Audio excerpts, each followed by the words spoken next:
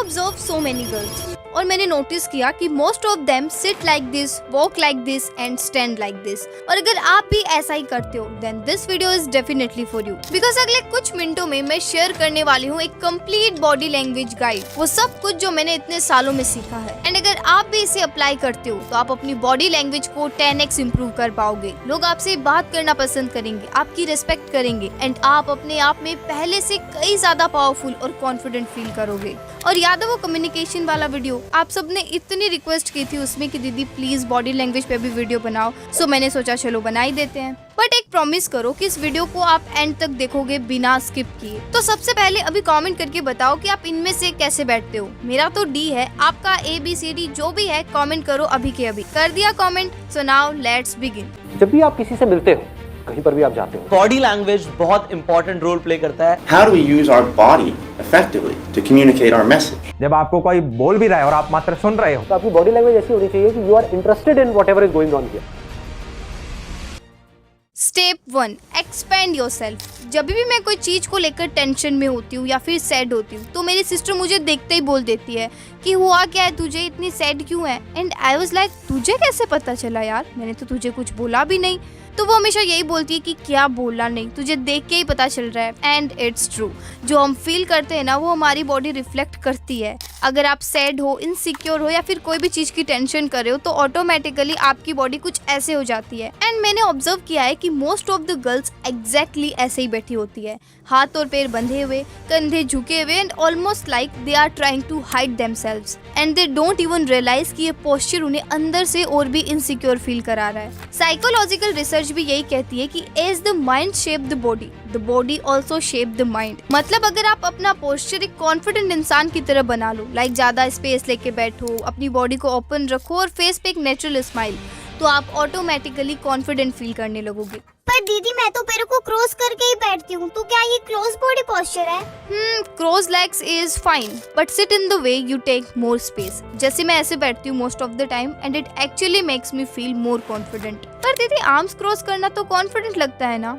हाँ, but depend करता है कि आप कैसे करते हो। अगर आप आर्म्स क्रॉस करते हो और अपने हाथों को ऐसे हाइड कर लेते हो तो वो इनसिक्योर लगता है, ऐसा लगता है कि आप डर रहे हो। लेकिन अगर आप हाथों को विजिबल रखते हुए आर्म्स क्रॉस करते हो ऐसे, तो वो स्ट्रॉन्ग और कॉन्फिडेंट लगता है।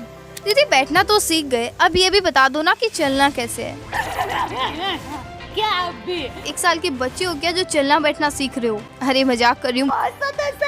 Walk with confidence. देखो मैं जब भी बाहर जाती हूँ ना, मैं अक्सर देखती हूँ लड़कियों को, वो एकदम सिर नीचे करके एकदम सिकुड़ के चल रही होती है, हाथ कभी पॉकेट में, कभी अपनी बैग को ऐसे टाइटली पकड़ लेती है और मतलब आई कांटेक्ट तो करती ही नहीं है। और मेरा सच में मन करता है एक बार उनको रोक के पूछ लूं कि भाई देख क्या रहे हो आप, मुझे भी बता दो। तो दीदी आप ही बता दो ना चलना कैसे है। बताती हूँ। Shoulders back, spine straight, chin parallel to the ground. ना इतना ऊपर रखो कि एरोगेंट लगो और ना इतना नीचे कि इनसिक्योर लगो। हैंड्स को पॉकेट में या क्रॉस करके मत रखो, हैंड्स को नेचुरली स्विंग करने दो यार। लेकिन हाँ, स्विंग शोल्डर से हो, एल्बोज से नहीं। स्टेप्स होने चाहिए आपके wide, slow and controlled, because अगर आप बहुत फास्ट चलोगे तो नर्वस और एंग्सियस लगोगे और अगर बहुत धीरे धीरे चलोगे तो देख लो कैसे लग रहे हो आप। और हाँ, always carry your self with a little attitude on your face. ऐसे चलो जैसे आप ही की गली है, मजाक करी हूँ रे। थोड़ा हम्बल रहना है बट कॉन्फिडेंट और चेहरे पे एक अच्छी सी स्माइल होनी चाहिए। Most important, comfortable footwear. पता है एक बार मैं एक ऐसी सैंडल पहन के फंक्शन में चली गई जिसमें मैं कॉन्फिडेंट तो दूर की बात, ठीक से चल भी नहीं पा रही थी। उस दिन लिटरली पूरे टाइम मैंने अपनी सिस्टर का हाथ पकड़े हुए रखा कि कहीं गिर ना जाऊं।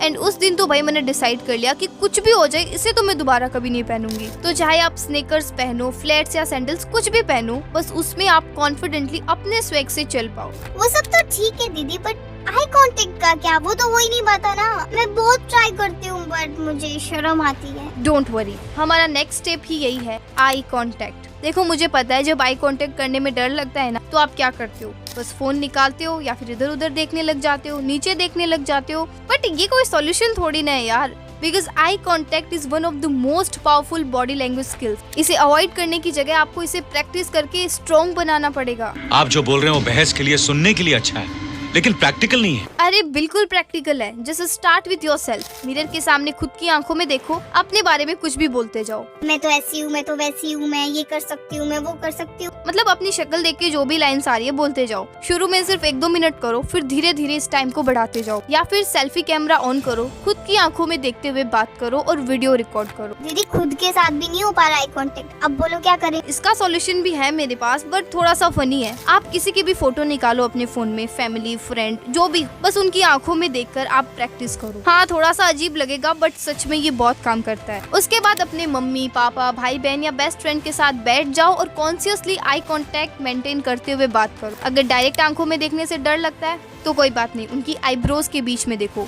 धीरे धीरे आंखों में भी देखने लग जाओगे। अब अपना छोटा सा एक टेस्ट लो, सनग्लासेस पहनो और बाहर निकल जाओ। जब भी कोई सामने से आए, कॉन्फिडेंटली उनकी आंखों में देखो। उन्हें समझ नहीं आएगा कि आप एग्जैक्टली देख कहाँ रहे हो, बट आपकी प्रैक्टिस हो जाएगी। तो प्लान है। और फिर बिना सनग्लासेस के निकल जाओ बाहर और आई कांटेक्ट की प्रैक्टिस करो। पर हाँ, किसी को ऐसे भी मत देखना कि सामने वाला डर के भागी जाए। एक काम करो, आप 60-40 का रेशियो याद रखो। छोड़ो मत याद रखो, आप कंफ्यूज हो जाओगे। बस एक बात दिमाग में रखो कि आपको सामने वाले को कंटिन्यूअसली घूरना नहीं है कि बस देखते जा रहे हो। नहीं, बात करते टाइम बीच बीच में कभी हल्का सा साइड में देख लो, झटके से नहीं, स्मूथली। फिर वापस आई कांटेक्ट के साथ बात करने लग जाओ। इससे आप भी कंफर्टेबल रहोगे और सामने वाला भी। अब उससे पहले कि मैं बात करूं मेरे फेवरेट टिप की, बात कर लेते हैं नंबर 4, हैंड गेस्चर्स। सबसे पहले तो आप मुझे एक बात बताओ कि जब भी आप किसी को देखते हो तो सबसे पहले आपकी नजर कहाँ जाती है? कमेंट करके बताओ अभी। अब आप में से बहुत सारे लोग बोलेंगे eyes, face, shoes, but actually सबसे पहले हमारी नजर जाती है हाथों पर। लेकिन हम क्या करते हैं, या तो उन्हें हाइड कर देते हैं, या फिर अपने फेस को या नेक को टच करने लग जाते हैं, नेल्स बाइट करने लग जाते हैं, या फिर किसी चीज से खेलते रहते हैं। स्पेशली लड़कियां अपने बालों से खेलती रहती है। ऐसा नहीं करना है यार, ये सब आपको नर्वस दिखाता है, सो अवॉइड दैट। बिकॉज जब आप प्रॉपर हैंड गेस्चर्स के साथ बात करते हो तो ऐसा लगता है कि आप अपनी बातों को लेकर कॉन्फिडेंट हो। देखो सच्ची, मैं तो बिना हैंड गेस्चर्स के बात ही नहीं कर पाती। इंटरेस्टिंग से इंटरेस्टिंग बात भी एकदम बोरिंग लगने लग जाती है बिना हैंड गेस्चर्स के। पर दीदी आपको पता है, जब मैं हैंड गेस्चर्स यूज करती हूँ ना तो सब क्या बोलते हैं कि तू डांस क्यों कर रही है? ऐसे तो नहीं होता है। अरे वो इसलिए बोलते हैं क्योंकि आप ठीक से करते ही नहीं हो। जैसे मैं आपको कुछ एग्जांपल्स देती हूँ। सबसे पहले अगर आपको काउंटिंग करनी है, लेट्स से आप बोल रहे हो कि मैं आज आपको 3 टिप्स बताने वाली हूँ, तो बस अपनी 3 फिंगर्स दिखाओ।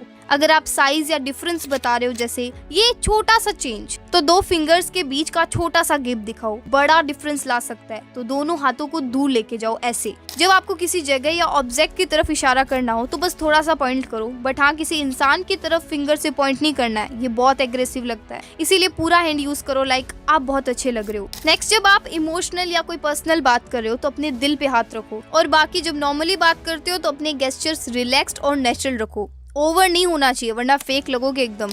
आप क्या कर सकते हो, प्रैक्टिस के लिए TEDx टॉक, पॉडकास्ट या पब्लिक स्पीकर्स को देखो। उन्हें ऑब्जर्व करो कि वो अपनी किस बात को एक्सप्लेन करने के लिए कौन सा हैंड गेस्चर यूज कर रहे हैं, एंड उन्हें प्रैक्टिस करो। फिर आपको सोचना नहीं पड़ेगा कि अच्छा यहाँ ये हैंड गेस्चर यूज करना है, यहाँ पे ये करना है, अपने आप होने लग जाएगा। अब आता है सबसे इम्पोर्टेंट और मेरा फेवरेट स्टेप, फेशियल एक्सप्रेशन। और इसमें मुझे लगता है 2 चीजें सबसे ज्यादा मैटर करती है, स्माइल एंड आईब्रोज। देखो, जब आप स्माइल करते हो ना तो आपके ब्रेन को लगता है कि हाँ, मैं रिलैक्स्ड और कॉन्फिडेंट फील कर रही हूँ, और सामने वाला भी आपको फ्रेंडली और अप्रोचेबल समझने लगता है। जब भी मैं बाहर जाती हूँ और सामने से किसी से आई कांटेक्ट हो जाता है, मतलब फ्रेंड या जिसको मैं पहले से जानती हूँ, मैं हमेशा एक स्माइल करती हूँ। हाँ, सबके साथ नहीं, इतने तो आप भी समझदार हो यार। अब आप मुझे बताओ कि इन दोनों में से कौन सी स्माइल फेक है और कौन सी रियल? बिल्कुल सही, लेफ्ट वाली रियल है और राइट वाली फेक। पर मुझे बताओ कि आपको पता कैसे चला? क्योंकि फेक स्माइल सिर्फ लिप्स से होती है, बट रियल स्माइल में लिप्स के साथ साथ आंखों के आसपास के मसल्स स्ट्रेन हो जाते हैं। क्या मतलब? क्या मालूम? अरे फेक स्माइल वो होती है जो आपके रिलेटिव्स करते हैं जब आप कुछ अच्छा करते हो। तो वो बाहर से तो बोल रहे होते कि बहुत अच्छा बेटा, बहुत अच्छा किया तुझे, मुझे बहुत खुशी हो रही तुझे देख के, लेकिन अंदर से। और रियल वाली स्माइल वो होती है जो अपने आप आ जाती है जब आप अपने बेस्ट फ्रेंड को देखते हो या फिर किसी छोटे बच्चे को देखते हो। So the point is always keep a real smile, but हाँ, smile should never be forced. हर जगह बड़ी वाली स्माइल नहीं करनी है, नहीं तो बिल्कुल पागल लगोगे। तो दीदी आप ही बता दो ना, हमें कब स्माइल करते वक्त दांत दिखाने? कब नहीं? अब क्या बोल रहे हैं? इतना मत सोचो, इन छोटी छोटी चीजों को इतना कॉम्प्लिकेटेड क्यों बना रहे हो? बस नेचुरल रहो, सिंपल सी बात है यार। आईब्रोज एक्चुअली बात की डेप्थ और इमोशंस दिखाते हैं। फॉर एग्जाम्पल, बात करते वक्त अगर आप थोड़ी सी आईब्रोज रेज करते हो ऐसे, तो सामने वाले को लगता है कि आप इंटरेस्टेड हो जो भी वो कह रहा है उसमें। जब आपको कोई सीरियस बात बोलनी है तो आईब्रोज थोड़ी टाइट करने से सीरियसनेस आ जाती है बात में। तो इसको प्रैक्टिस करने के लिए आप कर सकते हो इमोजी प्रैक्टिस, मतलब अपने फोन के इमोजीज उठाओ और उन्हें अपने फेस से मिमिक करने की प्रैक्टिस करो। ये ट्रिक आपको हेल्प करेगी अपने एक्सप्रेशंस को कंट्रोल करने में, प्लस मजा भी बहुत आएगा। मैं तो बहुत करती हूँ ये। Step 6, dressing with purpose. यार एक बात मैंने नोटिस की है कि जो भी हम पहनते हैं वो डायरेक्टली हमारी बॉडी लैंग्वेज को इन्फ्लुएंस करता है। जैसे जब मैं गाउन टाइप्स ड्रेसेस पहनती हूँ तो मेरी बॉडी लैंग्वेज ऑटोमेटिकली फेमिनाइन और ग्रेसफुल लगती है, और जब मैं ड्रेसी टॉप, जींस या कोई बॉसी आउटफिट पहनती हूँ तो मैं एकदम कॉन्फिडेंट और पावरफुल फील करती हूँ। द पॉइंट इज दैट कोई भी ड्रेस पहनने से पहले हमेशा अपना पर्पस समझो, उसके हिसाब से ही फिर ड्रेस चूज करो। मैंने एक कंप्लीट गाइड भी बनाई है on improve your personal style, तो इस वीडियो के बाद आप उसे भी जरूर से देख लेना। अभी कुछ टाइम पहले मैं मेरी एक फ्रेंड से मिली। एक्चुअली उसने एक टाइट फिट टी शर्ट पहनी हुई थी, मैरून कलर की थी शायद, छोड़ो ना, उससे आपको क्या करना है। नो डाउट दिखने में बहुत अच्छी लग रही थी वो, लेकिन वो खुद अनकंफर्टेबल फील कर रही थी उसमें। सो वो बार बार अपनी टी शर्ट को एडजस्ट कर रही थी एंड आई वाज लाइक कि यार तू इसे पहन के क्यों आई जब तुझे नहीं कंफर्टेबल लग रहा था इसमें। So the moral of the story is वही पहनो जिसमें आप कंफर्टेबल हो, क्योंकि अच्छे दिखने के चक्कर में आप अनकंफर्टेबल पहनोगे और अनकंफर्टेबल पहन के तो आप कभी कॉन्फिडेंट लग नहीं सकते। समझ गए? Step number 7, power pose. जब भी मुझे स्टेज पे जाना होता है या कुछ भी कंफर्ट जोन के बाहर करना होता है उससे पहले मैं यूज करती हूँ पावर पोज। दीदी ये पावर पोज क्या होता है एंड कैसे होता है ये? आप फोटोज क्लिक करते हो तो कुछ पोजेस देते हो ना, बस कुछ वैसा ही समझ लो। इसको करने के लिए सबसे पहले सीधे खड़े हो जाओ, back straight, shoulders back, face parallel to the ground, leg slightly open and दोनों हाथ कमर पे।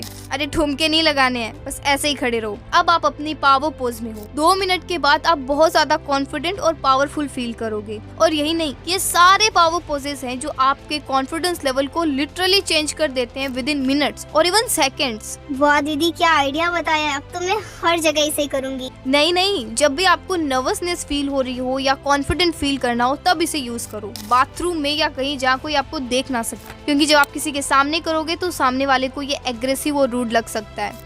Step number 8, silent sentence. जब भी हमें स्टेज पे परफॉर्म करना होता है या नए लोगों से बात करनी होती है, वी आर लाइक मेरे को तो ऐसा धक धक हो रहा है। यार पता नहीं क्या होगा, कुछ गड़बड़ तो नहीं होगी ना यार, बस सब कुछ एक बार परफेक्टली हो जाए। बट एक सेकंड, क्या कर रहे हो आप? ये अपने आप को परफेक्शन जैसा इम्पॉसिबल इंस्ट्रक्शन दे रहे हो, बिकॉज कभी कुछ भी परफेक्ट नहीं होता है यार। ओहो दीदी आपको नहीं पता, जब टेंशन होती है ना तब यही सब होता है। हाँ, लेकिन ये सब सोचने से कुछ चेंज थोड़ी ना होता है यार। अपना पर्पस ढूंढो, अपने आप से पूछो कि मैं ये क्यों कर रही हूँ, एंड यू विल रियलाइज कि शायद आपको लोगों के बारे में जानना, उनकी प्रॉब्लम सॉल्व करना पसंद है, या आप अपने कंफर्ट जोन को चैलेंज करना चाहते हो, या शायद आप अपना टैलेंट दुनिया को दिखाना चाहते हो। और जब आप अपने आप से साइलेंटली ये कह देते हो, हाँ मैं स्टेज पे जा रही हूँ क्योंकि मैं अपना टैलेंट पूरी दुनिया को दिखाना चाहती हूँ, यू विल नोटिस कि एकदम से सब कुछ चेंज हो जाता है। अब ऐसा भी नहीं कि आपको कभी डर नहीं लगेगा, लेकिन हाँ आपको एक अलग ही लेवल का कॉन्फिडेंस आ जाएगा। लेकिन इन सब का कोई फायदा नहीं है अगर आप ये नेक्स्ट स्टेप फॉलो नहीं करते। मेरे स्कूल के एक फंक्शन में मुझे स्टेज पे एक सॉन्ग परफॉर्म करना था। मैं घर आई, एक सॉन्ग डिसाइड किया मैंने, उसके लिरिक्स पढ़े और मुझे लगा कि हो जाएगा यार। नेक्स्ट डे जब मैं स्टेज पे गई, मैंने माइक लिया, पहले 2 लाइंस गाए, बहुत अच्छे गाए, लेकिन उसके बाद I was blank, totally blank. तो दीदी आप ये स्टोरी हमें क्यों सुना रहे हो? अरे वो इसलिए ताकि आप समझ पाओ कि प्रैक्टिस कितनी इम्पोर्टेंट होती है। देखो हम क्या करते हैं, यूट्यूब पे कोई वीडियो देख ली मेरी या किसी और की, सारी टिप्स एंड ट्रिक्स देख ली। हाँ अब तो सब समझ आ गया। अब जब नेहा से मिलूंगी ना तब मैं उसे बताऊंगी कि मैं क्या चीज हूँ। लेकिन जब आप नेहा के सामने ट्राई करने की कोशिश करते हो तो फिर नहीं कर पाओगे। क्यों? क्योंकि कब प्रैक्टिस ही नहीं की आपने। हर दिन 2 मिनट कॉन्फिडेंट बॉडी लैंग्वेज के साथ चलो, कॉन्फिडेंट पोस्चर में बैठो जैसे कि आप सच में कहीं बाहर बैठे हो। दीदी मुझे तो बहुत टेंशन हो रही है, आपने तो सारी चीजें बता दी, लेकिन मैं कैसे करूंगी ये सब कुछ, मुझे याद भी नहीं रहेगा। अरे टेंशन मत लो यार, सिंपल सी चीजें ही तो बताई है मैंने, ज्यादा कुछ नहीं है। कॉन्फिडेंट बॉडी लैंग्वेज का एक ही फंडा है, बस सिकुड़ के मत रहो। सो गाइज अभी कमेंट कर दो, now body language is fun for me. थोड़ा बड़ा कमेंट है ना, पर कर देना यार, क्योंकि इस वीडियो में मैंने ऑलमोस्ट वो सब कुछ बता दिया है जो मैंने इतने सालों में सीखा है बॉडी लैंग्वेज के बारे में। एंड कैसा लगा आपको ये वीडियो, कमेंट करके ये भी पक्का बताना। और अगर अभी तक कम्युनिकेशन वाला वीडियो नहीं देखा तो लेफ्ट पे क्लिक करो और अभी देखो, और अगर वो देखा हुआ है तो राइट पे क्लिक करो। मैं आपसे वहीं मिलती हूँ, बाय।